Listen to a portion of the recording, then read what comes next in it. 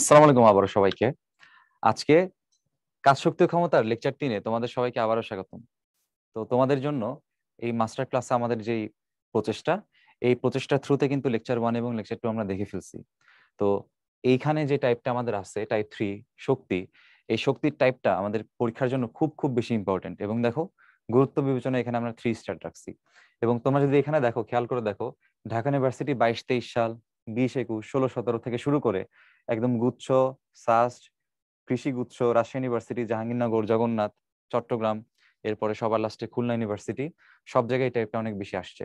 তো তোমরা যদি এই মাস্টার ক্লাস থেকে এই টপিকগুলো একটু একবার করে দেখে নাও বা প্রশ্ন টাইপগুলো যদি একটু বুঝে নাও, তাহলে দেখবা প্রশ্ন ব্যাংক সলভ করতে তোমার একদম খুবই অল্প সময় লাগতেছে। এবং পরীক্ষায় হলে এই ট্রিকগুলো ইউজ করলে তুমি অল্প সময় অ্যান্সারগুলো করে আসতে পারবে ইনশাল্লাহ। চলো আমরা ম্যাথগুলো দেখার চেষ্টা করি। আমাদের প্রথম কনসেপ্ট হচ্ছে কাজ শক্তি উপপাদ্য। এখন কাজ শক্তি উপপাদ্য আসলে কি বলে? কৃতকাজ সমান গতিশক্তির পরিবর্তন, খুব দামি একটা উপপাদ্য। কৃতকাজ সমান গতিশক্তির পরিবর্তন। তো কিভাবে এটা আসে যদি আমরা একটু ছোট্ট করে দেখি। ধরো তোমাকে রিটেনেও এটা বলতে পারে যে দেখাও যে কৃতকাজ সমান গতিশক্তির পরিবর্তন। কিভাবে দেখাবা? তা আমরা জানি কৃতকাজ ডব্লিউ সমান বল গুণ সরণ। এখন খেয়াল করো ভাই, বলের মানটা কি লিখতে পারি? ভর ইন্টু ত্বরণ ইন্টু সরণ। এখন আমরা ইকুয়েশন জানি, আমরা জানি ইকুয়েশন হচ্ছে v square equals to u square plus twice a s. এখান থেকে যদি আমরা ছোট্ট করে এই এস এর মানটা জানতে চাই, তাহলে খেয়াল করো কি লেখা যায়। এই এস এর মানটা হবে v square minus u square divide by 2। তো তুমি এই ভ্যালুটা এখানে ইনপুট করে দাও, তাহলে কত আসবে? M into v square minus u square divide by 2। তাহলে খেয়াল করো এখানে কি লেখা যায়, ডব্লিউ equals to half M V square minus half M U square. তাহলে খেয়াল করে দেখতে পাচ্ছ যে আমাদের এখানে যে দুইটা গতিশক্তি আছে, অর্থাৎ আদি গতিশক্তি এবং ফাইনাল গতিশক্তি বা শেষ গতিশক্তি, তার যে পরিবর্তনটা সেটা হচ্ছে আমার কৃতকাজের পরিমাণ। এটাকে এভাবে লিখে যেতে পারে। ধরো এটাকে আমরা এই প্রথম যে গতিশক্তিটা আমাদের কাছে আছে, এখানে প্রথম যে অংশটা আছে এই অংশটা হাফ এম ভি স্কোয়ার, এটা হচ্ছে পরেরটা, যেহেতু ভি হচ্ছে আমার শেষ বেগ। তাহলে এখানে আমি কি লিখতে পারি? কে ফাইনাল মাইনাস, আর ইউ যখন আদিবেগ তখন এটা হচ্ছে গতিশক্তি, আদিবেগ গতিশক্তি হবে, এটাকে বলতে পারি কে ইনিশিয়াল। অর্থাৎ গতিশক্তির ফাইনাল থেকে আদি গতিশক্তির যে পার্থক্য, সেটা হচ্ছে আমার কৃতকাজের পরিবর্তন। সবসময় যে শেষ গতিশক্তি বেশি হবে কথাটা কিন্তু এমন নাই, চেঞ্জ হতে পারে, আদি গতিশক্তিটাও বেশি হতে পারে। তাইলে এখানে আমরা কি বলতে পারি? ডেল কে, অর্থাৎ পরিবর্তন। তার মানে এই কৃতকাজ সমান গতিশক্তির পরিবর্তন। খেয়াল করো, কৃতকাজ ডব্লিউ সমান গতিশক্তির পরিবর্তন। এবং এটাকে আমরা কিভাবে লিখতে পারি? Half M V square minus u square. So এই ইনফরমেশনটা আমাদের নেক্সটেও ম্যাথে দেখবা কাজে লাগবে।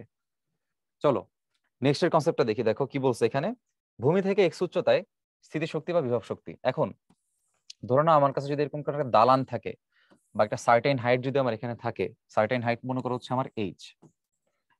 তো যখন আমাদের বিভব শক্তি বা স্থিতিশক্তি হিসাব করতে বলে, তখন কিন্তু সেটা আমরা ভূমির সাপেক্ষে হিসাব করি।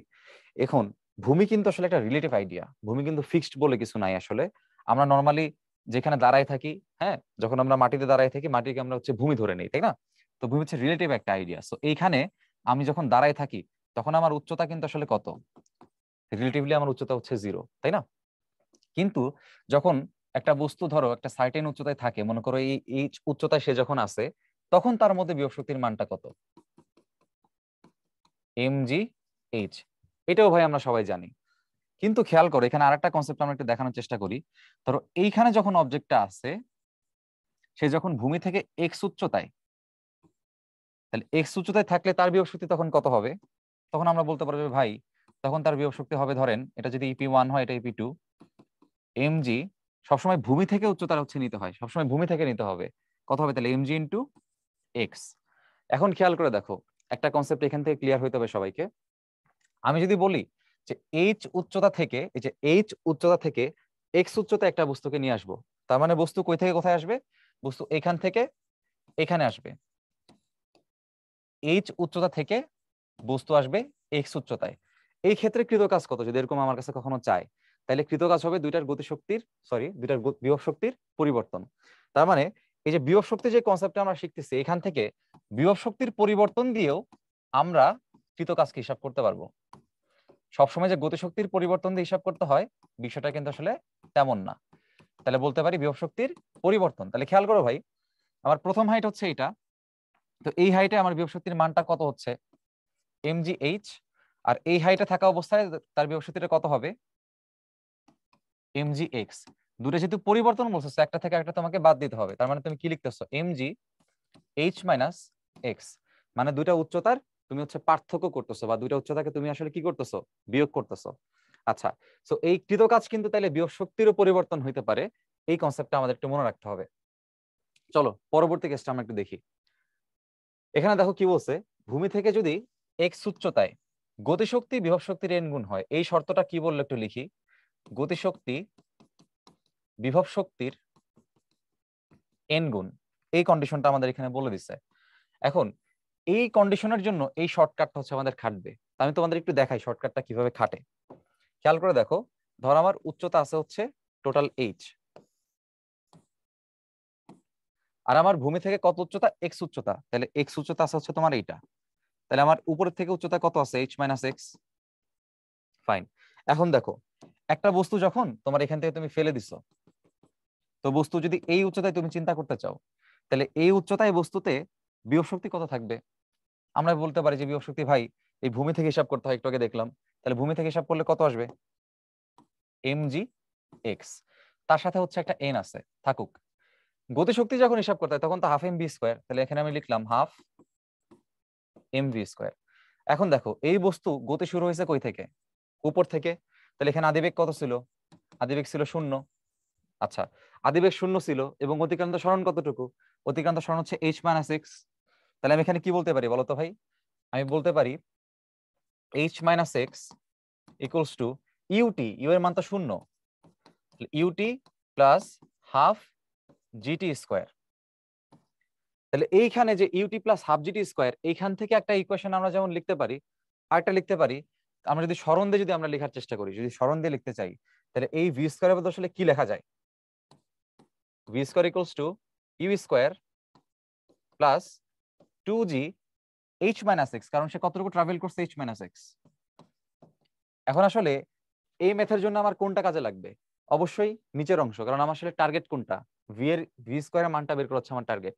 তাহলে এখানে আদিবেগটা 0, আদিবেগ 0 হলে এটা নাই, সো ভি স্কোয়ারের মানটা কত আসতেছে, এই মানটা আমি এখানে বসাই দিব, এই মানটা এখানে বসাই, half M 2g h minus x, আর এই পাশে থাকবে mgx ইন্টু n। এখন দেখো দুই পাশ থেকে সুন্দর করে তোমার এই যে এই 2 আর 2 বাদ যাবে, mg আর এখানকার mg বাদ যাবে, তো এই পাশে আমার থাকবে h মাইনাস এক্স, আর ডান পাশে আমার থাকবে nx।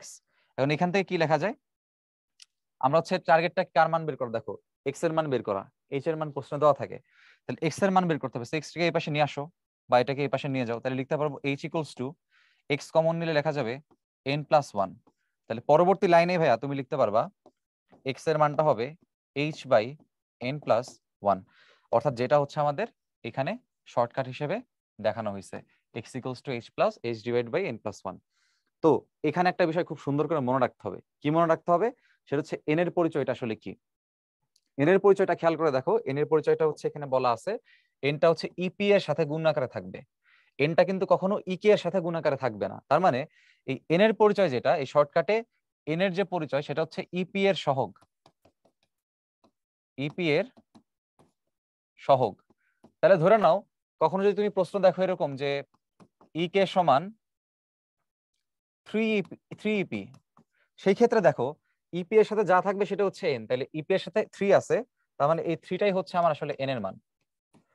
এখন যদি কখনো ধরো কেসটা এরকম আছে যে না, উল্টা কেস আছে, ধরো ইপি সমান 3 কে আছে, তখন কি করবো বলতো, খেয়াল করে দেখো এই ইপি এর সাথে আমার কত আছে, 1 আছে, আর ইকে এর সাথে 3 আছে, আমার কন্ডিশনে ইকে এর সাথে মনে মনে কত আছে, 1 আছে না, ইকে এর সাথে 1 রাখতে হবে, এখানে ইকে এর সাথে 3 আছে, তাহলে জোর করে এই ইকে এর 3টাকে আমার এই পাশে নিয়ে আসতে হবে, নিয়ে আসলে কি হবে 1/3 ইপি ইকুয়ালস টু ইকে। তাহলে খেয়াল করো ইপি এর সহগটা যদি আমার এন হয়, এখানে ইপি এর সহগ কে, ইপি এর সহগ 1/3, তাহলে 1/3 হচ্ছে আমার এখানে এন এর মান। আশা করি এন কিভাবে ধরবো সেটা আমরা বুঝতে পারছি। তো এখানে এক্স এর ভ্যালু হবে h divide by n plus 1, এক্সটা অবশ্যই অবশ্যই ভূমি থেকে উচ্চতা হিসাব করতে হবে, বিষয়গুলো মনে রাখবো। চলো পরবর্তী টাইপ দেখি। পরবর্তী টাইপে আমাদের যেটা আছে সেটা হচ্ছে দোলক। এখন এই দোলকের মধ্যে তোমরা জানো যে ধরো আমি যদি একটা বস্তুকে জাস্ট এভাবে রেখে দিই, আমি এটাকে এরকম দুলতে দিচ্ছি না, তাহলে বস্তুকে জাস্ট রেখে দিলে সে এইভাবে থাকবে। তাহলে বস্তুকে কোনো কিছুই করতেছি না, সে নর্মালি যেটা আছে সেটা হচ্ছে তার সাম্যাবস্থা। তাহলে আমি কি বলতে পারি, বস্তুর এই যে ইনিশিয়াল কন্ডিশন, এটাকে আমি তাকে বলতে পারি এটা হচ্ছে তার সাম্যাবস্থা। এই যে সে যে এখানে আছে, এটাকে আমি বলতে পারি সাম্যাবস্থা।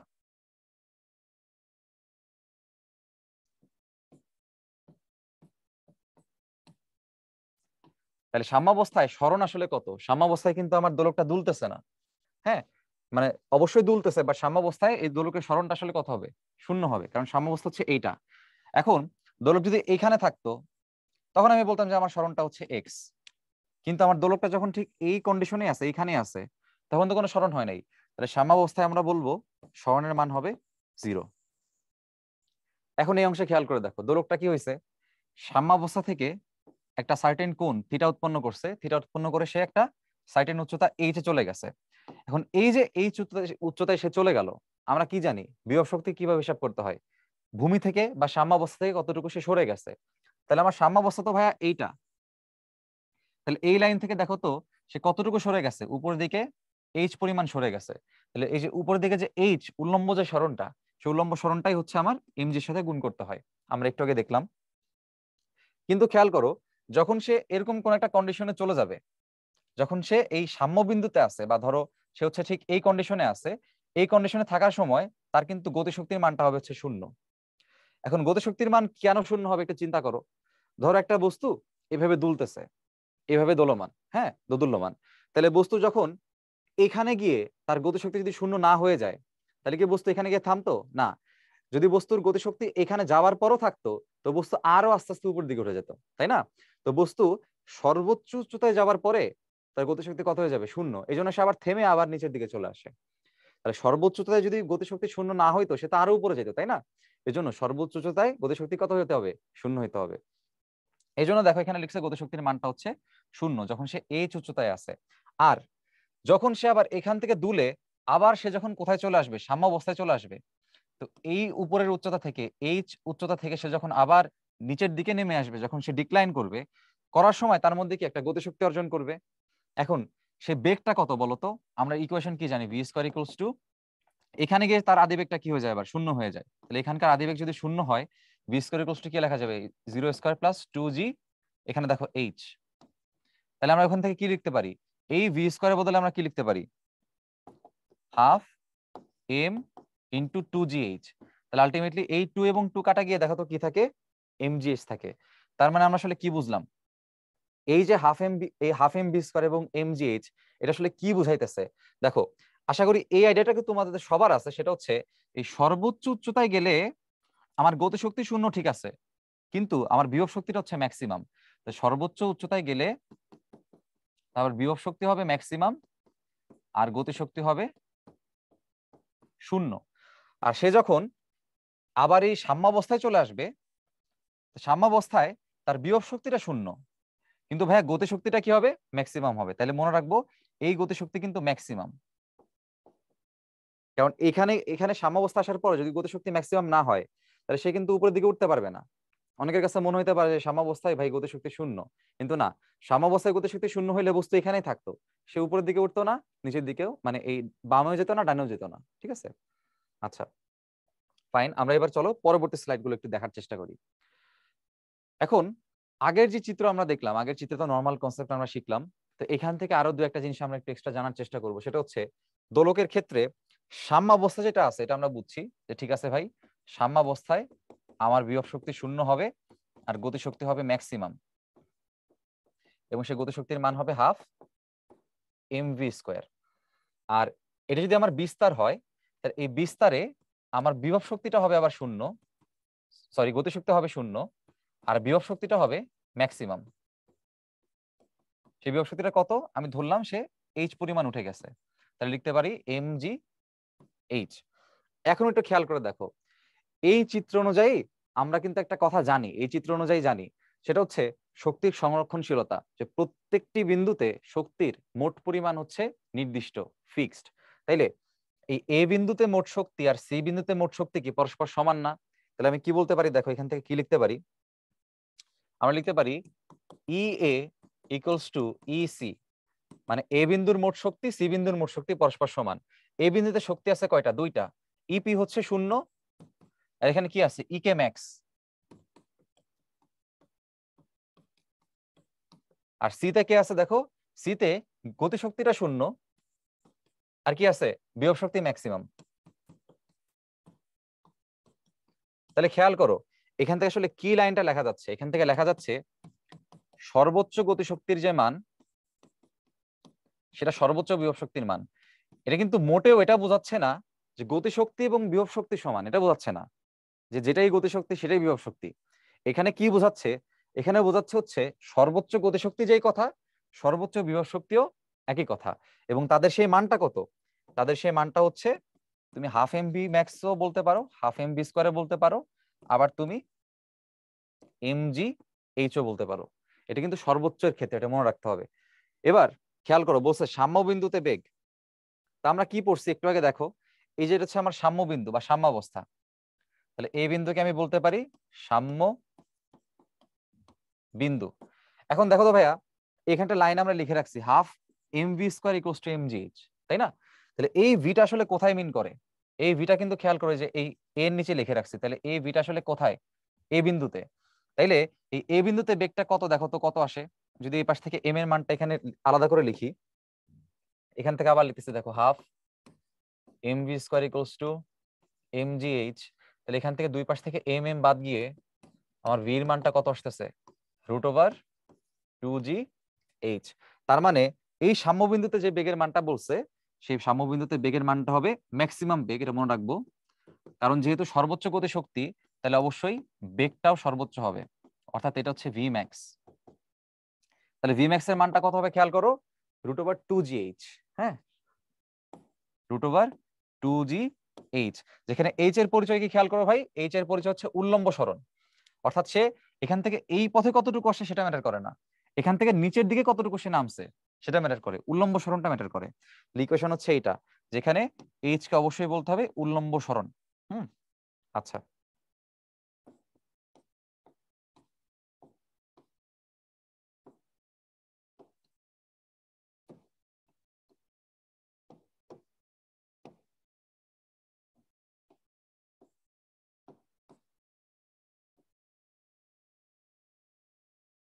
আচ্ছা, পরবর্তী টাইপটা দেখো, গুলির বেগ সংক্রান্ত একটা টাইপ। এই টাইপটা বেশি ইম্পর্টেন্ট। কি বলছে? কাজ শক্তি উপপাদ্য অনুসারে half M V square minus half M v naught square equals to f x. আমরা তো এটাই জানি যে আমাদের গতিশক্তির যে পরিবর্তনটা সেটা হচ্ছে কৃত কাজের সমান। তো কৃত কাজের বদলে আমরা কি লিখতে পারি? বল গুণ সরণ। আর গতিশক্তির পরিবর্তন আমরা কি লিখতে পারি? Half M V square minus half M U square অথবা ভি নট স্কোয়ার। আচ্ছা, তো এটা আমরা অলরেডি আগে থেকে জানি। ম্যাথে আমাদের গুলির বেগ এটা কাজে লাগবে। যেমন গুলির বেগে কি বলে?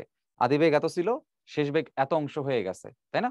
আচ্ছা, আদি গতিশক্তি এবং বেগের মধ্যে সম্পর্ক আমরা অলরেডি সবাই জানি যে গতিশক্তি হচ্ছে হাফ এম বি স্কোয়ার। তো এখান থেকে আরেকটা লাইন আশা করি আমরা সবাই জানি, তবু লিখে রাখি। এই হাফ এম বি স্কোয়ারকে আমরা কি লিখতে পারি? P square by 2m। তো এই টাইপের প্রবলেম আমরা সামনের দিকে দেখতে পারি। এখানে যদি কেউ গ্রাফ জিজ্ঞাসা করে যে গ্রাফ কেমন, ধরো আমার এদিক বরাবর আছে হচ্ছে ভরবেগ, আর এদিক বরাবর আছে ধরো হচ্ছে গতিশক্তি। তাহলে খেয়াল করে দেখো এই ভরবেগের সাথে গতিশক্তির সম্পর্কটা কেমন। আমি যদি ইকুয়েশনটাকে একটু লিখে আলাদা করে, তাহলে লিখতে পারবো E K equals to P square by 2m। এখন খেয়াল করে দেখেন, এখানে পিটাকে আমি বসাইছি এক্স অক্ষে, তাই না? তাহলে পি এর বদলে আমি এখানে মনে মনে লিখতে পারি এক্স স্কোয়ার। আচ্ছা, আর ই কেটাকে রাখছি ওয়াই অক্ষে, তাহলে ই কে এর বদলে আমি লিখতে পারি ওয়াই। পি এর বদলে লিখছি এক্স। তাহলে নিচে কি আছে? কিছু একটা আছে, একটা ধ্রুবক আছে। তো ধ্রুবকটাকে ধরো আমি বললাম হচ্ছে সাপোজ এ, তাহলে এটা হচ্ছে আমার ধ্রুবক। তাহলে দেখো তো কি আসে, X square equals to A Y. এই যে X square equals to A Y বা Y equals to something X square, এই জিনিসটা আসলে কিসের ইকুয়েশন? তোমরা কনিক পড়ছো, কনিকে শিখছো যে কোনো একটার উপর যখন স্কোয়ার থাকে তখন সেটা আসলে পরাবৃত্তের সমীকরণ হয়। এবং যার মাথায় স্কোয়ার থাকে বা যার ঘাত 2 থাকে বা 3 থাকে, এই ঘাত যখন দ্বিগুণ হয় তখন তার দিকে হচ্ছে গ্রাফটা বেঁকে যায়। তাহলে খেয়াল করো, ঘাতটা কার মাথায় বা পাওয়ারটা কার মাথায়? এক্স এর মাথায়। তাহলে এক্স অক্ষ থেকে বেঁকে যাবে লাইনটা, এক্স অক্ষ থেকে বেঁকে যাবে। খেয়াল করো ঘাতটা কার মাথায় ছিল? পি এর মাথায়, এজন্য গ্রাফটা কি হয়েছে? পি থেকে বেঁকে গেছে। তাহলে একই গ্রাফ আমাকে যদি এইভাবে দিত, এদিক বরাবর ধরো পি দিছে, এদিক বরাবর ধরো ই কে দিছে, তাহলে গ্রাফটা কার দিকে বেঁকে যাবে? পি এর দিকে বেঁকে যাবে। তো তখন গ্রাফটা হয়তো এরকম। হ্যাঁ, এবং এই গ্রাফের যদি নাম জিজ্ঞাসা করে, আমরা গ্রাফের নামটা বলবো প্যারাবোলিক গ্রাফ, অথবা বাংলায় যদি বলতে হবে পরাবৃত্তাকার লেখচিত্র। আচ্ছা, চলো পরবর্তী টাইপে আমরা একটু যাই। দেখো, গুলির বেগের মধ্যে আর একটা অংশ আছে। আমাদের বলছে বাধা বল সুষম হলে এস দূরত্ব ভেদ করার পর আদিবেগের এত অংশ হারায়। আচ্ছা, এখন গুলিটি আরো এক্স দূরত্ব যদি ভেদ করে, তো আমরা এই প্রবলেমটা একটু ছোট্ট করে বা সহজ করে সলভ করার চেষ্টা করব। কিভাবে দেখো, আমরা প্রথমে একটা শর্টকাট লেখার চেষ্টা করি যাতে তুমি অল্প সময় ম্যাথটা করতে পারো। X equals to s by n square minus one. এই যে s by n square minus one, এখানে এন এর পরিচয়টা আমি তোমাদের একটু বলে দিই। এই এনটা হচ্ছে ওয়ান বাই সামথিং ভগ্নাংশের হর। আমি এক্সাম্পল দিয়ে বলবো। আর এখানে এস হচ্ছে কতটুকু গেছে, এই যে এখানে বলছে দেখো এস দূরত্ব ভেদ করার পর, আর এখানে এক্স হচ্ছে আরো কতটুকু যাবে। আমাদের এরকম প্রশ্ন করে যে আরো কত দূর যাবে।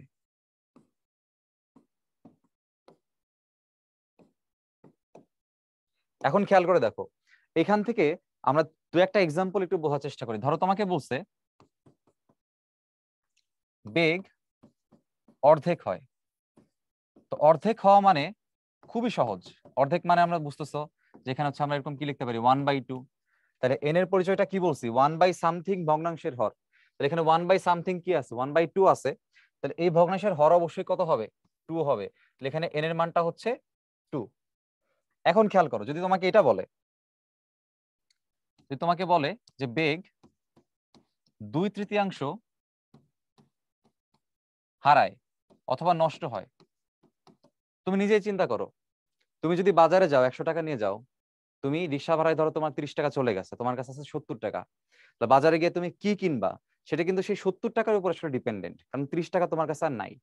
একটা বুলেট যখন দেয়ালে প্রবেশ করে, তার কিছু অংশ বেগ যখন হারায় যায়, তো কত অংশ বেগ হারাইছে সেটাতে তুমি তো আসলে ম্যাথ করতে পারবা না।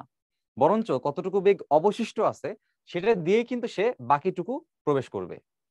তার মানে কি, কতটুকু বেগ হারায় সেটাতে তুমি ম্যাথ করতে পারবা না, বরঞ্চ কতটুকু বেগ আছে সেটা তোমাকে বের করতে হবে। তাহলে বলছে বেগ 2/3 হারায়, প্রশ্ন যদি এটা বলে তুমি কি বের করবা? তুমি বের করবা কতটুকু বেগ আছে অথবা অবশিষ্ট আছে। তাহলে অবশিষ্ট আছে 1 - 2/3, সেটা হবে 1/3। এই অবশিষ্ট যে বেগটা থাকবে, সেই অবশিষ্ট বেগের যে 1/সামথিং এর যে হরটা, এই হরটা হচ্ছে তোমার এন এর মান হবে। তো আশা করি এই বিষয়টা একটু মোটামুটি বুঝছো। আর একটা বিষয় খেয়াল করো, এখানে আরেকটা প্যাচ এখানে দিতে পারে, সেই প্যাচটা আমি তোমাদের একটু বলে রাখি। ধরো বেগ অর্ধেক না বলে এই জিনিসটাকে আরেকটু কমপ্লেক্স করছে।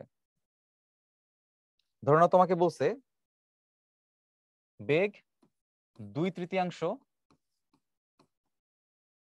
অবশিষ্ট থাকে।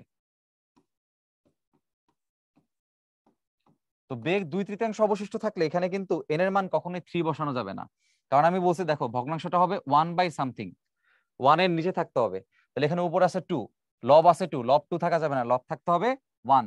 এটাকে কিভাবে লেখা যায় দেখো তো, 2/3 কে 1/3/2, মানে উল্টাই যাবে অবশ্যই 1 এর নিচে গেলে। তাহলে তখন এই 3/2 হবে হচ্ছে আমার কার মান?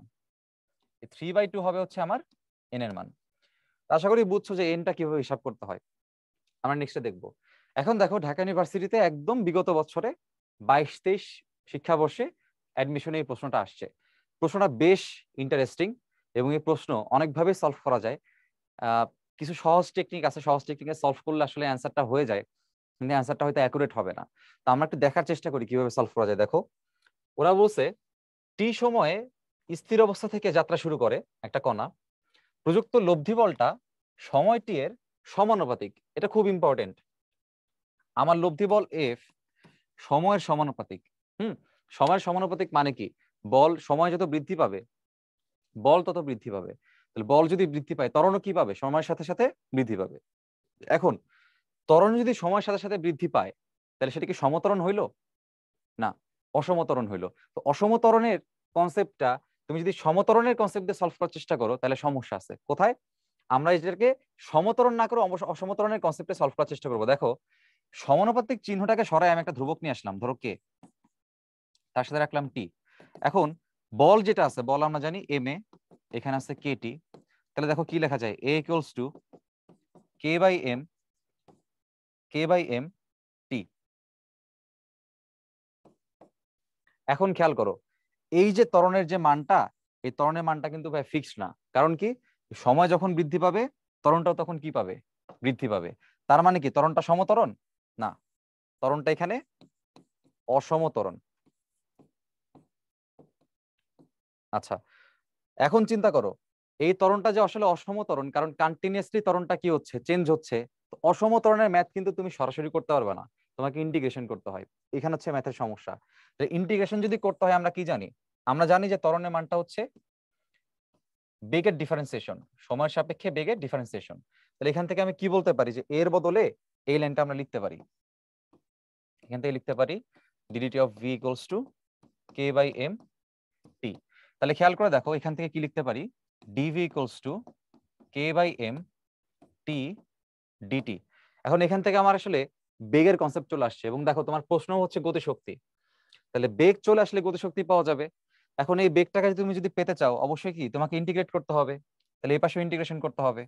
তাহলে এখানে ইন্টিগ্রেশন কি, ভি এর সাপেক্ষে, ভিটা হচ্ছে তোমার চলক, 0 থেকে ভি। আর এখানে তোমার চলক কে, টি হচ্ছে তোমার চলক সময়। তো সেই সময় কতটুকু বলছে, সময়ের কথা এখানে বলছে 0 থেকে শুরু টি পর্যন্ত, তাহলে 0 থেকে টি। তাহলে এখন এখানে যদি ইন্টিগ্রেট করে ফেলি, আমার এই লাইনটা আসবে হচ্ছে ভি, আর এই লাইনটা আসবে হচ্ছে কে বাই এম। টি ডিটির ইন্টিগ্রেশন কি হবে, টি স্কোয়ার বাই 2। এটা হচ্ছে আমার বেগের মান আসছে। আচ্ছা এই যে বেগের মানটা, এটা এবার আমার গতিশক্তি দিয়ে দেখাইতে হবে। আমরা লিখতে পারি, আমরা জানি গতিশক্তি সমান হাফ এম ভি স্কোয়ার। এখন দেখো ভি এর মানটা আমরা এখানে বসাবো, ভি কত আসছে, K by M T square by 2, এটার হোল স্কোয়ার। তাহলে থাকে half M K square by M square into T to the power 4/4। তাহলে আমাদের সবগুলোকে যখন আমি স্কোয়ার করে ফেলছি, এখন দেখো কি লেখা যায়, হাফ, এখানে একটা এম থাকে নিচে, তাহলে কে স্কোয়ার বাই এখানে 4m থাকবে। আচ্ছা আর এখানে থাকবে টি টু দ্য পাওয়ার 4।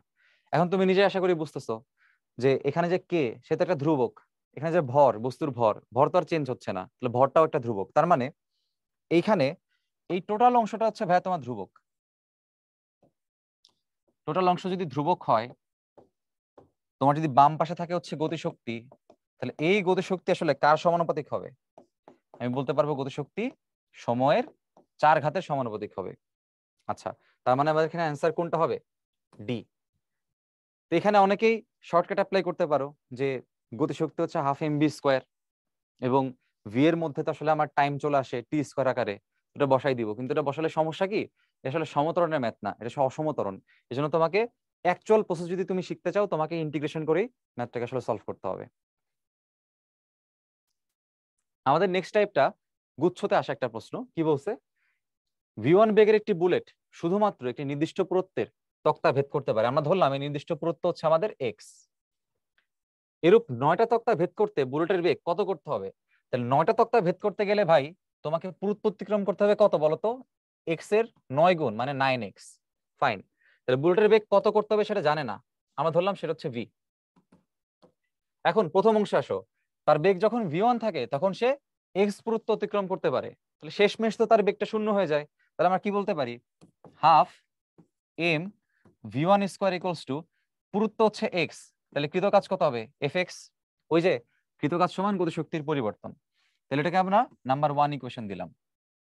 এখন চিন্তা করো আমার তক্তা ভেদ করতে হবে এরকম কয়টা, 9টা তক্তা ভেদ করতে হবে।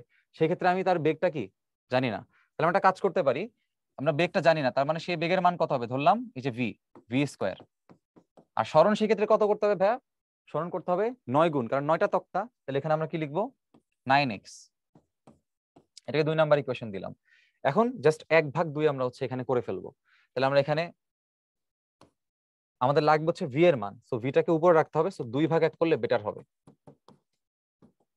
তাহলে কি আসে দেখো, উপরে আসবে v square by v one square, উপরে আসবে 9/1, কারণ বাদ বাকি সবকিছু আসলে কাটা যাচ্ছে এখানে।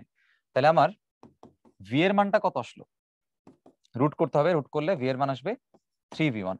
তার মানে কত গুণ করতে হবে বা বেগ কত হতে হবে, সেটা হচ্ছে 3v1 হতে হবে। তার মানে আমার আনসার হচ্ছে ডি, 3v1, আগের বেগের 3 গুণ।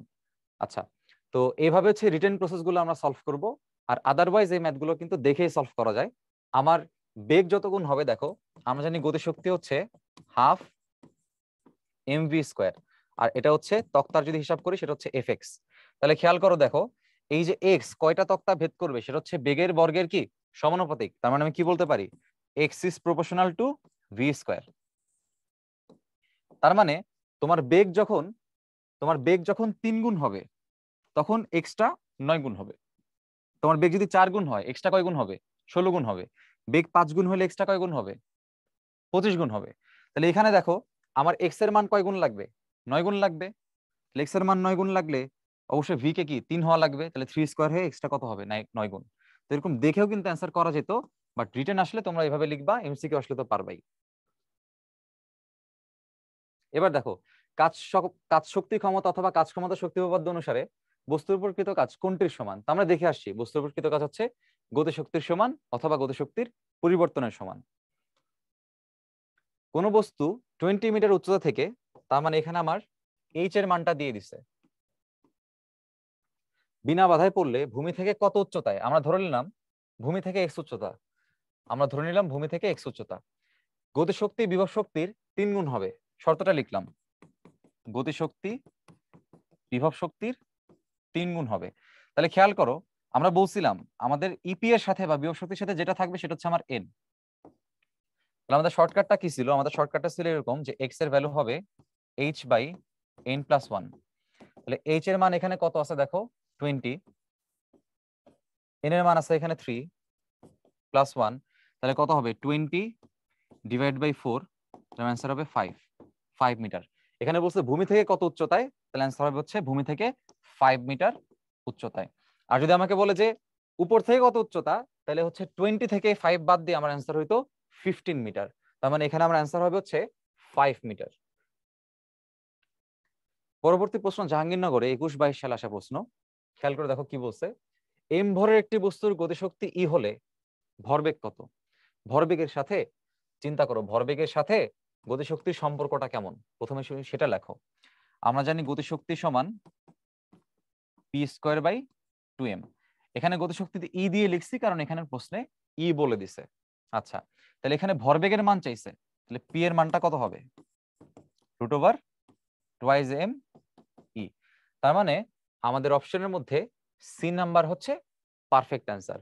দেখো বিতে কিন্তু তোমার ইটা কিন্তু রুটের বাইরে, সো এই জন্য বি হচ্ছে আমার আসলে এখানে অ্যান্সার না। চলো পরবর্তী প্রশ্ন দেখি। এটা গুচ্ছতে একদম বিগত বছর আসা একটা প্রশ্ন, কোয়াইট ইন্টারেস্টিং। দেখো এই ম্যাথটায় অনেকে হয়তো চিন্তা করবা যে ভাই এই যে গতিশক্তি বলে দিছে, এই গতিশক্তি সম্ভবত তাইলে আপনার হাফ mv² আসলে হয়ে যাবে। হাফ mv² দিয়ে কিন্তু এই ম্যাথটা হবে না, কারণ কি ইলেকট্রন বলছে। তো ইলেকট্রনের বেগ যেহেতু বেশ ভালোই থাকে, তার মানে তার যে বেগটা তাতে আপেক্ষিক গতিশক্তির কনসেপ্ট নিয়ে আসতে হবে আর কি। তার মানে আমরা কি জানি আপেক্ষিক গতিশক্তির ক্ষেত্রে গতিশক্তির মানটা কত হয়, m-m0c²। এই গতিশক্তির মান দিয়ে এই কোশ্চেনটা সলভ করতে হবে, হাফ mv² দিয়ে করলে এটা হবে না। গতিশক্তির মান দেখো কত বলছে, 9 × 10⁻15। আচ্ছা, m-m0, এম এর মান তো জানি না, m0 এর মানটা পরে বসাই। c² তো বুঝতেই পারতেছো, c² করলে কি 3 × 10⁸ এর স্কোয়ার করতে হবে। 10⁸ এর স্কোয়ার করলে কি লেখা যায়, 9 × 10⁻15 m-m0 ইন্টু 9 × 10⁻16, তাই না? এখন দেখো আমি এখান থেকে যদি m-m0 এর মানটা বের করি সেটা কত হবে, দুই পাশ থেকে 9 বাদ, এ পাশে আছে 10⁻15 আর এটা চলে আসবে নিচে 10⁻16, এটা উপরে গেলে কি মাইনাস হয়ে যাবে। তাহলে আমি কি লিখতে পারি, 10 কত মাইনাস হয়ে 31 হয়ে যাবে, এতটুকু আমরা লিখতে পারি। এখন দেখো এখানে আমার কার মান চাইছে ভাই, আমার চাইছে ইলেকট্রনের ভর কত। ইলেকট্রনটা তো গতিশক্তি সম্পন্ন ইলেকট্রন, তাই না, সচল ভর চাইছে। তাহলে এই m0 এর মান কিন্তু আমার কাছে চাই নাই, তো এম নটটা ওই পাশে চলে যাবে, তাহলে আমি এখান থেকে কি লিখতে পারি, আমি এখান থেকে লিখতে পারি এম এর মানটা হবে 10^31 প্লাস হচ্ছে এম নট। এম নটের মান তোমরা জানো 9.1 ইন্টু 10^31। তাহলে খেয়াল করো ভাইয়া 10^31 কমন গেলে 1 প্লাস 9.1 দ্যাট ইজ 10.1 ইন্টু 10^31 এত কেজি। এখন দেখো অপশনে কোনটা মিলে আমাদের, ডি নাম্বার অপশন হচ্ছে আমাদের এখানে অ্যান্সার। আচ্ছা, জাহাঙ্গীরনগর ইউনিভার্সিটিতে 21-22 সালে আসা একটা প্রশ্ন, প্রশ্নটার সলিউশন এবং প্রশ্নটা নিজেও খুব সহজ। কি বলছে দেখো, বলছে একটি ঘূর্ণায়মান বস্তুর ভর 2 কেজি। ফাইন, আমরা ভরটা লিখে রাখলাম 2 কেজি। ঘূর্ণন অক্ষ থেকে তার যে দূরত্ব সেটা হচ্ছে 1 মিটার। তো ঘূর্ণন অক্ষ থেকে দূরত্বকে নরমালি আমরা আর দ্বারা প্রকাশ করি, আর এর মান এখানে বলছে 1 মিটার। এখন বলছে দেখো বস্তুটি এত কৌণিক বেগে, তার মানে এখানে কার মান দেওয়া, ওমেগার মান দেওয়া। চাইছে কি ঘুরলে গতিশক্তি কি হবে, যখন কোন একটা বস্তু ঘুরে তখন তার গতিশক্তি কি হয়, ঘূর্ণন গতিশক্তি বা কৌণিক গতিশক্তি। এবং সেই কৌণিক গতিশক্তির ইকুয়েশনটা কি, ইকে সমান হাফ আই ওমেগা স্কয়ার। এখন খেয়াল করো আই এর মানটা এখানে আসলে কি, যেহেতু ঘূর্ণায়মান বস্তুর অ্যাকচুয়াল নেচারটা আমাকে এখানে উল্লেখ করে নাই, তাহলে তাকে বিন্দু বস্তু চিন্তা করো, তাহলে এই আই এর মানটা আসলে কত হবে, আই এর মান হবে এম আর স্কয়ার। আচ্ছা, আই এর মান এম আর স্কয়ার বসাইলাম, আর ওমেগার মানটা কত, ওমেগা আমরা জাস্ট মান বসাবো এখন। এম দেখো বলছে 2 কেজি, আর দেখো বলছে 1 মিটার, আর ওমেগা দেখো বলছে 5 রেডিয়ান পার সেকেন্ড। তাহলে আমরা সবকিছু কাটাকাটি করলে অ্যান্সার কত পাচ্ছি, আমরা অ্যান্সার পাচ্ছি 25। যেহেতু গতিশক্তি একক হবে জুল, তার মানে আমার অ্যান্সার হবে প্রথমটা। আচ্ছা, পরবর্তী প্রশ্ন দেখো, ঢাকা ইউনিভার্সিটিতে 20-21 সালে আসা একটা প্রশ্ন। তো এই প্রশ্ন তুলনামূলক সহজ, একবার দেখলেই বুঝবা। দেখো কি বলছে, এম ভরের একটা বস্তু ঘর্ষণবিহীন একটা তলে ভি বেগে চলার সময় একটা স্প্রিং এর সাথে ধাক্কা লেগে স্প্রিংটাকে সংকুচিত করলো।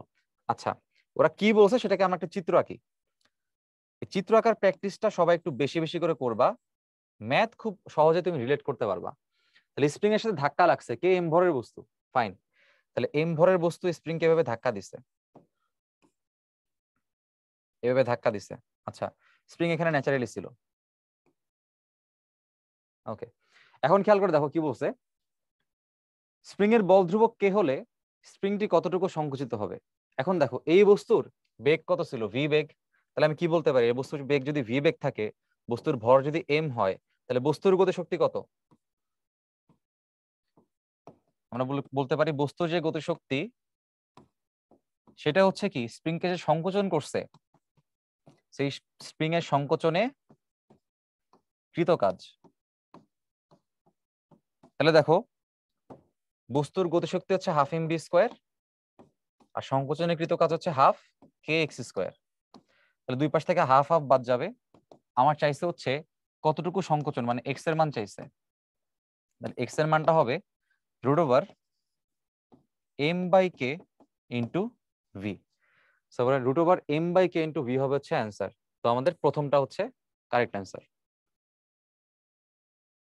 দেখো কি বলছে, একটি রাইফেলের গুলি একটি তক্তাকে ভেদ করে, বুলেটের গতি যদি 3 গুণ করা হয়, বুলেটটি কয়টা তক্তা ভেদ করতে পারবে। এক্স্যাক্টলি আগের মতো একটা প্রশ্ন, এটা আমরা রিটেনে বড় করে করব না, এক লাইনে বা 2 লাইনে করে ফেলার চেষ্টা করবো। আমরা কি দেখছিলাম ওইখানে, যে তক্তার যে সরণটা সেটা হচ্ছে বেগের বর্গের সমানুপাতিক। তোমার বেগ কয় গুণ করছে দেখো, বেগ করছে 3 গুণ। তাহলে বেগ যদি 3 গুণ হয়, তোমার দেখো এখানে স্কোয়ার আছে, তাহলে তোমার এক্সট্রা কয় গুণ হবে, 9 গুণ হবে। 3 স্কোয়ার 9। তাহলে তোমার তক্তা হচ্ছে আগে একটি তক্তাকে ভেদ করতে পারতো, এখন কটা তক্তাকে ভেদ করতে পারবে, 9 গুণ তক্তাকে ভেদ করতে পারবে। হ্যাঁ, 9 গুণ পরিমাণ তক্তাকে ভেদ করতে পারবে। তার মানে 9 হচ্ছে আমাদের কারেক্ট অ্যান্সার। এবার খেয়াল করে দেখো, সহজ একটা ম্যাথ, রাজশাহী ইউনিভার্সিটিতে 2বার আসছে, 18 সেশনে একটা, 20-21 সেশনে একটা। এখানে কণার একটা বেগের কথা বলে দিচ্ছে তারা, এবং ফাইনালি আমার কাছে চাইছে গতিশক্তি। গতিশক্তির মান কত,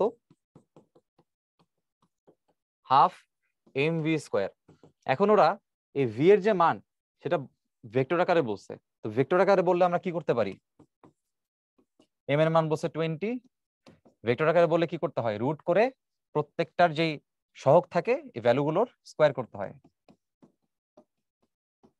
এটা হচ্ছে আমার ভি এর মান, ভি এর উপর আবার কি আছে, স্কোয়ার আছে। তার মানে দিন শেষে রুটও বসবে না এখানে, স্কোয়ারও বসবে না। তাহলে কত থাকে এখানে দেখো, 10 ইন্টু এটা হচ্ছে কত তোমার 16 প্লাস 25 প্লাস 36, থেকে এটাকে যোগ করতে হবে আর কি। তো তোমার এই দুটো যোগ করলে আসা হচ্ছে 41, তার সাথে 6 হচ্ছে 47 প্লাস 77 ইন্টু 10, তোমার অ্যান্সার আসতেছে 770 এত জুল। তার মানে আমার অপশন থেকে সি নাম্বার হচ্ছে কারেক্ট অ্যান্সার। এবার দেখো সাস্টে আসছে, সাস্টে 19-20 সালে এই প্রশ্নটা আসছিল। কি বলছে, আমরা একটু আগে যে থিওরিটা পড়ে আসছিলাম, যখন একটা বুলেট 10 সেন্টিমিটার পুরোটা লক্ষ্যস্থলে ভেদ ছোড়া হলো এবং সেটা 4 সেন্টিমিটার ভেদ করার পর এই কত সেন্টিমিটার সে গেছে, কত সেন্টিমিটার ভেদ করছে, সেটা হচ্ছে এস এর মান। এরপর বলছে দেখো বেগ 2/3 হ্রাস পায়। আমি একটা এক্সাম্পল দিছিলাম যে মার্কেটে গেলে কত টাকা ফুরাইছে ওটাতে তুমি কেনাকাটা করতে পারবে না, কত টাকা অবশিষ্ট আছে সেটা দিয়ে কেনাকাটা করতে হয়। এখানেও বেগ কতটুকু ফুরাইছে বা হ্রাস পাইছে সেটা দিয়ে ম্যাথ হবে না, দেখতে হবে কি কতটুকু বেগ অবশিষ্ট আছে। তাহলে বেগ অবশিষ্ট থাকবে 1 মাইনাস 2/3 মানে 1/3, এবং যতটুকু বেগ অবশিষ্ট থাকবে তার যে হর, সেই হরটাই হচ্ছে আমাদের এন এর মান। হরটাই যদি এন এর মান হয়, এবার আমরা কত সেন্টিমিটার আরো ভেদ করতে পারবে সেটা বের করতে পারবো। আমাদের ফর্মুলাটা কি ছিল, x equals to s by n square minus 1। তাহলে খেয়াল করো এস এর মানটা হচ্ছে এখানে আমাদের কত বলছে, 4 সেন্টিমিটার, একক চেঞ্জ করার কোনো দরকার নেই। এন এর মানটা হচ্ছে 3, এন এর মানটা হচ্ছে এখানে 3, তাহলে 3 স্কোয়ার মাইনাস 1, তার মানে কি পাচ্ছি দেখো 4/8 সেন্টিমিটার, তার মানে 0.5 সেন্টিমিটার। তার মানে আমার অপশন থেকে ডি হচ্ছে কারেক্ট অ্যান্সার। জাহাঙ্গীরনগর ইউনিভার্সিটিতে 19-20 সালে আসা একটা প্রশ্ন, এই প্রশ্নটা বেশ ভালো, কারণ সরাসরি মুখস্থ ভিত্তিক তুমি এই প্রশ্ন সলভ করতে পারবা না। দেখো কিভাবে। প্রথম কথা, একটা বস্তু স্থির অবস্থা থেকে সমতরণে চলছে, ফাইন। সমতরণে যে বস্তুগুলো চলন্ত থাকে ভালো করে বুঝবা, স্থির অবস্থা থেকে সে যেহেতু চলছে, ইউ এর মান যদি 0 হয় বেগ কত হবে বলতো, v equals to u plus a t. তাহলে দেখো ভাইয়া এই ভি, এই যেহেতু ত্বরণটা তোমার ফিক্সড, সমতরণ বলছে ত্বরণটা তোমার ফিক্সড, তাহলে দেখো বেগটা আসলে কি সময়ের সমানুপাতিক, এটা সবাই বুঝছি, বেগটা হচ্ছে সময়ের সমানুপাতিক। এখন এখান থেকে আমি আসলে কি প্রমাণ করতে চাই, দেখো টি সময় পর তার বেগ বলছে ভি, তাহলে ধরো আমার এটা হচ্ছে টি এর, এটা হচ্ছে T1 এর মান ধরে নাও, এটা ধরো V1 এর মান। এখন বলছে ক্যাপিটাল টি সময় পর, নতুন একটা সময় বলছে ওরা, তাহলে এই সময়টাকে আমি ধরলাম T2। ক্যাপিটাল টি সময় পরে কৃত কাজ কত, তাহলে ক্যাপিটাল টি সময় পরে যে বেগটা, সেই বেগটা কি আমরা জানি, না সেই বেগটা আমরা জানি না, সেই বেগটা আমার বের করতে হবে। তাহলে যেহেতু V ইজ প্রপোর্শনাল টু টি, এখান থেকে কি লেখা যায়, এখান থেকে বলা যাবে V2/V1 ইকুয়ালস টু T2/T1, সমানুপাতিক দেখে 2 এর সাথে 2, 1 এর সাথে 1। তাহলে এখানে দেখো V2 এর মানটা আমরা বের করব, এই T2 হচ্ছে আমাদের ক্যাপিটাল টি, আর T1 হচ্ছে আমাদের নর্মাল যে টিটা আছে, আর V1 তো আসলে এখানে আমাদের কোনটা, এই যে V1 হচ্ছে আমাদের নর্মাল ভি, ফাইন। এটা হচ্ছে আমার V2, হ্যাঁ এটা হচ্ছে ক্যাপিটাল টি সময় পরে বেগ। এখন কি বলছে, ক্যাপিটাল টি সময় পর কৃত কাজ কত, তো কৃত কাজ আমরা ভাই কেমনে বের করি, কৃত কাজ বের করার সূত্র কি, ই কে সমান half m V2 square minus m 0 square, কারণ কি তার আদি অবস্থা কি ছিল, 0 ছিল। তাহলে এখানে জাস্ট মান বসাও, তাহলে কৃত কাজের মান দেখো কত আসে, হাফ এম এর মান বলছে এম, আর কিছু বলে নাই, V2 এর মানটা আমরা এখান থেকে বসাই দিব, তাহলে V2 এর মানটা হবে T by capital T by small T V whole square. দেখো কি লেখা যায়, half M T square V square by small T. এখন এই অপশনটা চুজ করো, দেখো কোনটা আছে। তো আমাদের সি নাম্বার অ্যান্সারটা হচ্ছে আমাদের correct, half M V square capital t square divide by small t square, এখানে স্মল টি স্কোয়ার। পরবর্তী প্রশ্ন দেখো, খুলনা ইউনিভার্সিটিতে আসছে, গুলির বেগ দ্বিগুণ করা হলে গতিশক্তি কত গুণ হবে, ভেরি ইজি ম্যাথ। গুলির বেগ দ্বিগুণ করা হলে গতিশক্তি কত গুণ হবে? আমরা জানি গতিশক্তি হচ্ছে হাফ mv স্কোয়ার। তাহলে ভর তো আর চেঞ্জ হয় নাই, তোমার বেগ যদি দ্বিগুণ হয় গতিশক্তি অবশ্যই কয় গুণ হবে? 2 এর স্কোয়ার, 4 গুণ। তাহলে আমার অ্যান্সার হবে 4। একদম দেখেই কিন্তু এগুলো অ্যান্সার করতে পারবা। এবার দেখো গুচ্ছতে একদম লাস্টের এই কোশ্চেনটা আমাদের আসছে 22-23 সেশনে। কি বলছে দেখো, বলছে স্থির অবস্থা থেকে, তার মানে আদিবেগের মান 0, 20 কেজি ভর বলে দিছে, এম এর মান, নির্দিষ্ট বলের ক্রিয়ার ফলে 3 সেকেন্ড পরে তোমার বেগ হয়েছে 6 মিটার পার সেকেন্ড। তাহলে 5 সেকেন্ড পর গতিশক্তিটা কত হবে? এটাই চেয়েছে তো। তাহলে বলো ভাই আগের মতোই এই ম্যাথটা আসলে করা যাবে কিনা। দেখো আমি যদি এভাবে লিখি যে আমার এই 3 সেকেন্ড হচ্ছে t1 আর এই 6 মিটার পার সেকেন্ড হচ্ছে v1, তাহলে 5 সেকেন্ডটা আমার কি হবে? t2 হবে। তাহলে এই t2 সেকেন্ডে যে বেগটা, সেই বেগটা আমাকে বের করতে হবে।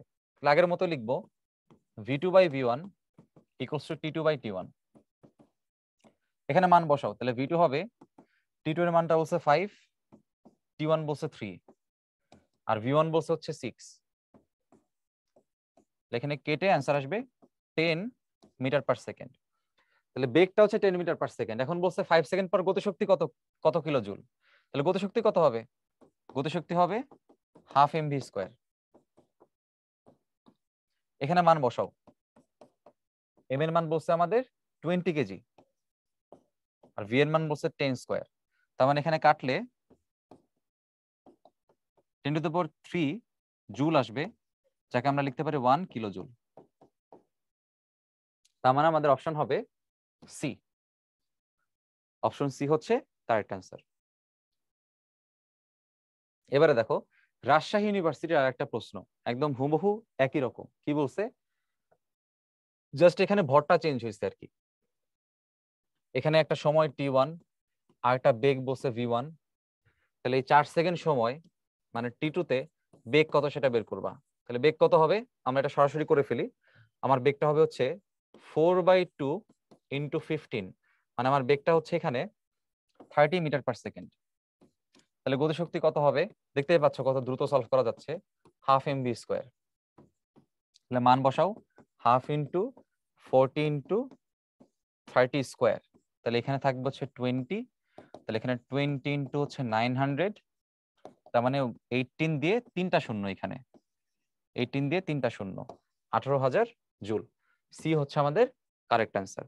আশা করি বুঝতেছো যে কিভাবে এই ম্যাথগুলো 2-3 বার প্র্যাকটিস করলে অনেক দ্রুত সময় তুমি শেষ করতে পারবা।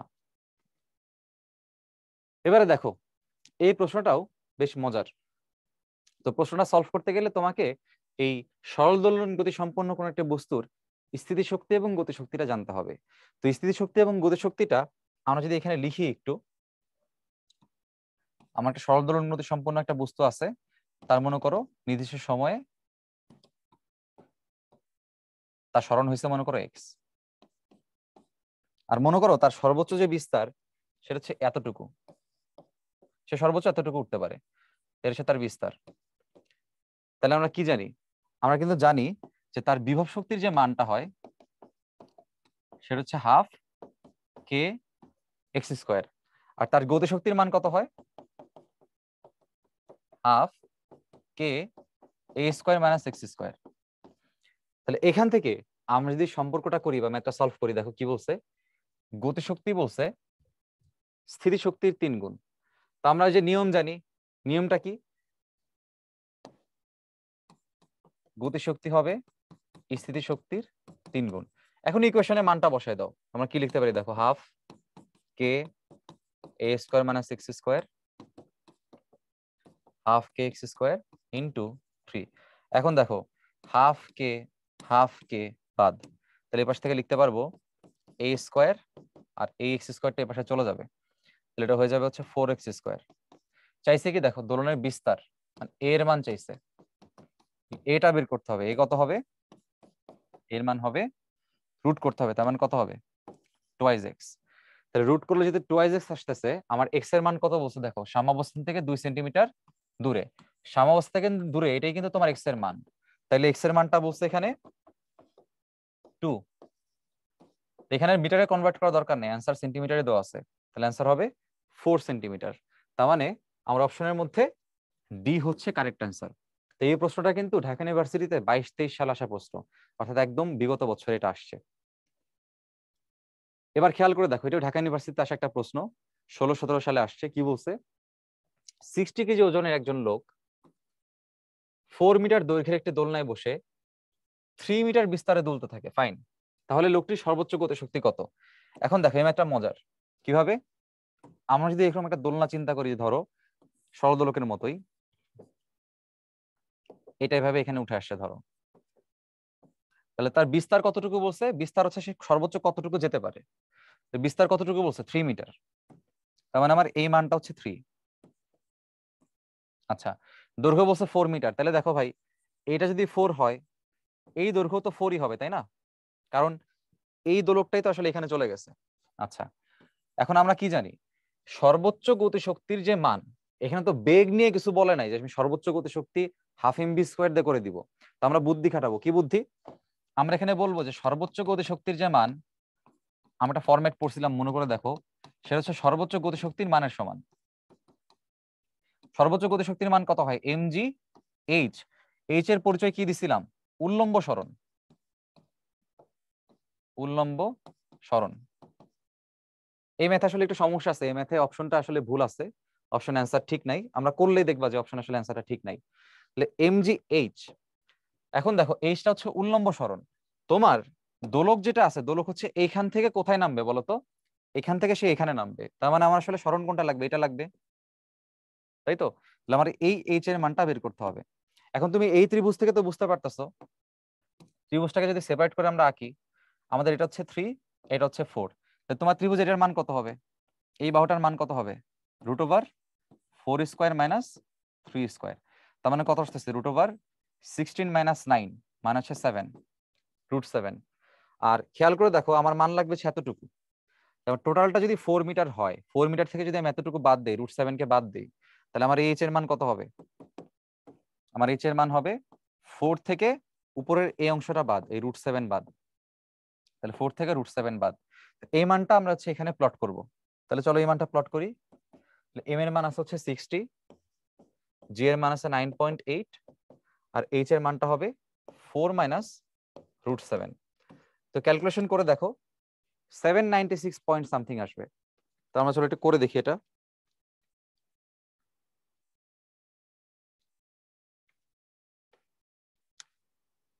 হ্যাঁ, এটার অ্যান্সার আসবে 796.293, 298। তার মানে আমরা এটাকে 3 লিখতে পারতাম আর কি। যাই হোক, 298 এত জুল।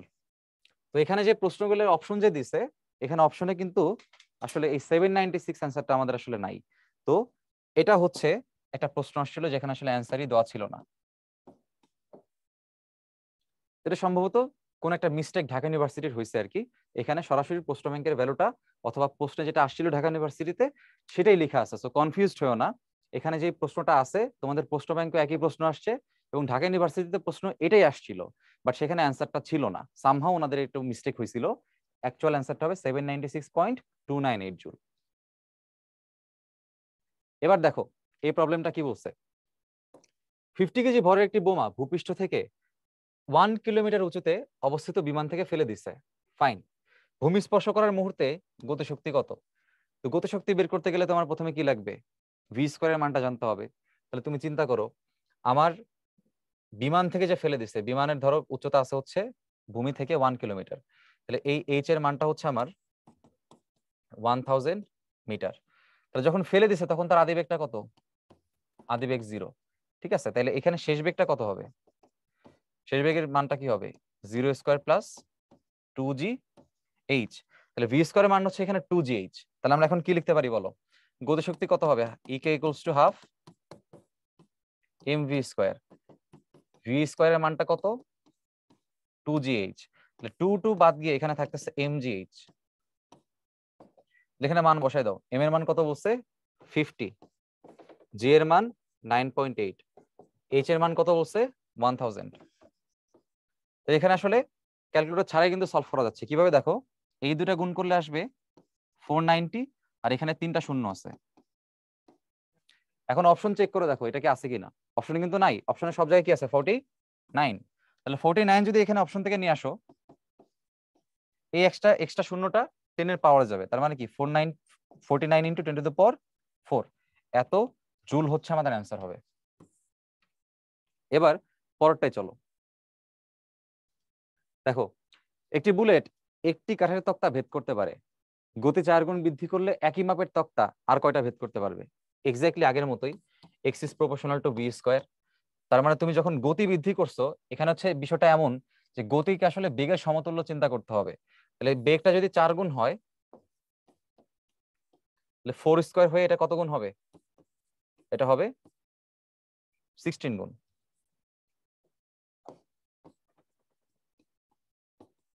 আমার অ্যান্সার কত হবে? 16। এবার এই প্রশ্নটা একটু দেখো, 1 মিটার উঁচু টেবিলের উপর অবস্থিত, আমরা একটা টেবিল চিন্তা করি। ধরো এরকম একটা টেবিল আছে, টেবিলের এটা হচ্ছে আমাদের টেবিলের সারফেস। তো টেবিলের সারফেসের উপরে একটা বই রাখা আছে, ধরো এটা হচ্ছে আমার সেই বই। এখন কি করছে দেখো, টেবিলের উপরে ওই বইকে 30 সেন্টিমিটার দূরে সরাইছে, টেবিলের উপরেই। টেবিলের উপরে বইটাকে 30 সেন্টিমিটার দূরে ধরো এখানে নিয়ে আসছে। এখন বলছে এই স্থৈতিক শক্তির পরিবর্তন কত। এই স্থৈতিক শক্তির পরিবর্তন আর বিভব শক্তির পরিবর্তন বলা একই কথা। তো আমরা যে একটা জিনিস শিখছিলাম যে বিভব শক্তির পরিবর্তন বা স্থির শক্তির পরিবর্তন হচ্ছে mg h মাইনাস এক্স, দুটো উচ্চতার পার্থক্য। তুমি নিজে একটু বুদ্ধি খাটাও, কমন সেন্স খাটাও। তোমার ভূমি থেকে বইয়ের এইখানের যে উচ্চতা, পরের অবস্থার যে উচ্চতা, দুটা উচ্চতা কি একই না? কারণ তুমি কি করছো, তুমি তো উপর থেকে বইটাকে নিচে নিয়ে আসো নাই। বইটা যেই টেবিলে রাখা ছিল সেই টেবিলের একটা জায়গা থেকে তুমি আরেকটা জায়গায় নিয়ে আসছো। তার মানে তোমার বইয়ের স্মরণ ঘটছে তো আনুভূমিক, উল্লম্ব স্মরণ ঘটে নাই। তাহলে তোমার স্থিতিক শক্তি বা বিভব শক্তির কোনো পরিবর্তন হবে না। আচ্ছা, তো এখানে এইচ দুটাই হচ্ছে এইচ এর ভ্যালু একই মান, তার মানে এখানে অ্যান্সারটা কত হবে? mg h minus H equals to 0। তাহলে আমাদের এখানে হচ্ছে দুইটা উচ্চতা দিয়ে আমরা শিখছিলাম, বাট দুইটা উচ্চতা এখানে আসলে সেম, এজন্য আমাদের কৃতকাজের মানটা বা স্থিতিক শক্তির পরিবর্তনটা 0। আচ্ছা, এবার চলে আসো। একটি রাইফেলের গুলি, এটা একটা রিটেন টাইপের প্রশ্ন, রাজশাহী ইউনিভার্সিটিতে আসছিল। রাইফেলের গুলি একটি তক্তা ভেদ করে, আমরা ধরলাম তক্তার যে প্রশ্ন সেটা হচ্ছে এক্স। গুলির বেগ যদি দ্বিগুণ করা হয়, তাহলে আমি ধরলাম গুলির যে আগের বেগ ছিল সে আগের বেগ ছিল হচ্ছে ধরো ভি। আচ্ছা, তাহলে এটাকে x1 ধরলাম, এটাকে v1 ধরলাম। বেগ দ্বিগুণ করলে সেই বেগ কত? 2v1, আগের তুলনায় দ্বিগুণ। তাহলে একই পুরুত্বের কয়টা তক্তা ভেদ করতে পারবে সেটা ধরো আমি জানি না, সেটাকে রাখলাম ধরো x। এই x এর মানটা আসলে কত, বা x2 এর মানটা কত? তাহলে এটা সম্পর্ক আমরা শিখছি। কি সম্পর্ক? ওই যে একটু রিটেনে যেমন করছি, রিটেনের মতো করতে হবে। প্রথম অংশে তোমার গতিশক্তির যে পরিবর্তন সেটা কত? Half mv1 square. আদি বেগটা v1 স্কোয়ার, আর শেষ বেগটা কত? 0, কারণ শেষে তো থেমে যাবে, শূন্যটা লিখলাম না। কতটুকু ভেদ করছে x1, তাহলে কৃত কাজ কত? f into x1। তোমাকে এভাবে লিখতে হবে। 1 নাম্বার ইকুয়েশন দাও। এখন বেগ দ্বিগুণ করছে, বেগ দ্বিগুণ করলে হাফ m 2v1 স্কোয়ার, বেগের বদলে 2v1 বসাই দিছি। তাহলে সেই ক্ষেত্রে কতটুকু স্মরণ হবে x2, সেই x2 কিন্তু আমরা জানি না। তাহলে এখান থেকে আরেকটা লাইন করো, half m into 4v1 square equals two f x2। এটাকে 2 নাম্বার রাখো। তাহলে এখান থেকে আমরা কি লিখতে পারি? 2/1 করলে আমরা লিখতে পারবো, এখানে দেখো 2/1 করলে সব কাটাকাটি গিয়ে শুধুমাত্র থাকবে 4, আর এখানে সব কাটাকাটি গিয়ে শুধুমাত্র থাকবে হচ্ছে x2/x1। তাহলে এখান থেকে আমাদের x2 এর মানটা কত আসে? 4x1। তাহলে আগের একটা তক্তা যদি ভেদ করতে পারে x1 এ, এখন সে কয়টা তক্তা ভেদ করতে পারবে? 4টি। তার মানে আমার অ্যান্সার হবে 4টি তক্তা। তো রিটেন আসলে তোমাকে অবশ্যই দেখাই দিতে হবে। আর যদি এমসিকিউ আসতো তাহলে কিন্তু শর্টকাটটা আমরা জানি, এমসিকিউ শর্টকাটটা ছিল হচ্ছে এরকম, x is proportional to v square. আচ্ছা, এবার দেখো কি বলছে।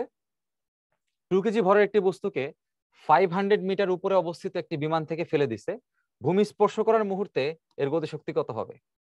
আগের মতোই কি করতে হবে, আমাদের উচ্চতা মোট আছে হচ্ছে 500 মিটার, এইচ এর মান 500 মিটার। বস্তু প্রথমে যেহেতু উপর থেকে ফেলে দিছে বা ছেড়ে দিছে, তাহলে আদি বেগটা 0, শেষ বেগ কত হবে? এখন সূত্র কি? উপর থেকে যখন সে নিচের দিকে পড়বে, সূত্র হচ্ছে v square equals to u square plus 2gh। U এর মান 0, তাহলে v স্কয়ার হচ্ছে 2gh। তাহলে গতিশক্তি কত হবে? দেখো গতিশক্তি চাইছে, তাহলে গতিশক্তি হবে হাফ mv স্কয়ার। v স্কয়ারের মানটা সুন্দর করে বসাই দাও, 2gh, তাহলে 2 বাদ গিয়ে mgh।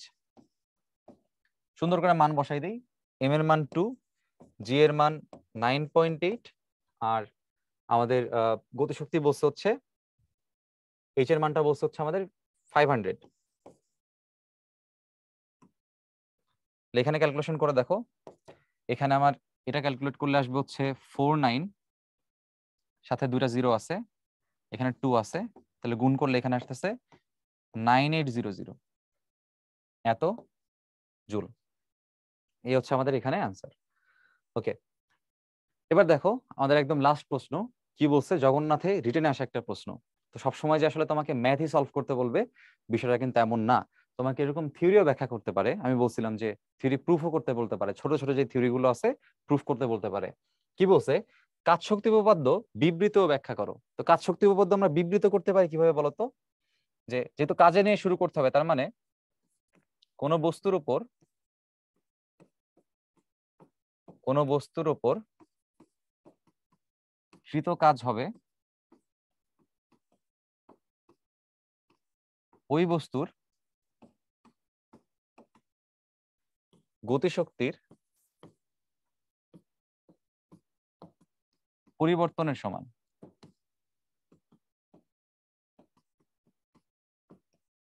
তার মানে আমরা আসলে কি বলতে পারি, আমরা বিবৃতি এভাবে ছোট করে দিয়ে দিব, বই থেকে তোমরা এটা আরো দেখতে পারো যে বিবৃতিটা আরো কিভাবে সুন্দর করে লিখতে পারি। পাশাপাশি এটা হচ্ছে আমাকে ছোট করে আমরা ম্যাথমেটিক্যাল ইকুয়েশনটা একটু লিখে দিব। তার মানে কি, কৃত কাজটা আসলে কি, গতিশক্তির পরিবর্তন। তার মানে এরকম ডেল কে লিখতে পারো, কেউ চাইলে ডেল ই কে লিখতে পারো, একই বিষয়। শেষমেশ লিখে দিবা half M V square minus half M U square. বাস। তো আমাদের এটা হচ্ছে ম্যাথমেটিক্যাল টাইপ, আর সাথে একটা বিবৃতি আমাদের থাকবে। তাইলে মোটামুটি আশা করা যায় তুমি আসলে মার্কসটা পেয়ে যাবা। আচ্ছা, তো এই হচ্ছে আমাদের মোটামুটি লেকচার 3। তোমাদের সাথে ইনশাল্লাহ লেকচার 4 আবারও দেখা হচ্ছে।